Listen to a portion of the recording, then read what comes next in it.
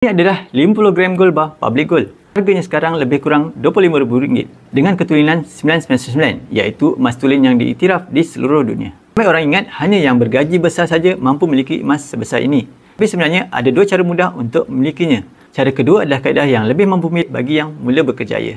Yang pertama, melalui belian terus. Anda bayar penuh dan terus dapat 50 gram emas fizikal ini. Sesuai untuk mereka yang sudah ada modal besar dan mahu simpan emas sekaligus. Yang kedua, iaitu cara paling mudah, melalui akaun GAP, iaitu Gold Accumulation Program. Dengan akaun GAP, anda boleh menabung sedikit demi sedikit serendah RM100 saja. Tak kisah gaji besar atau kecil, bila konsisten menabung, lama-lama jumlahnya akan cukup. Sebagai contoh, kalau anda konsisten menabung RM500 sebulan, dalam masa lebih kurang 4 tahun setengah, anda dah mencapai 50 gram emas seperti ini.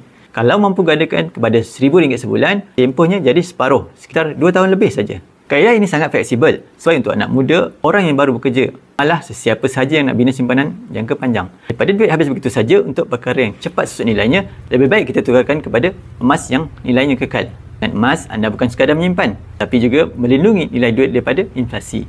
Bagi yang ingin mulakan simpanan emas public gold, klik link profile, daftar percuma dan saya akan bimbing anda sebaiknya.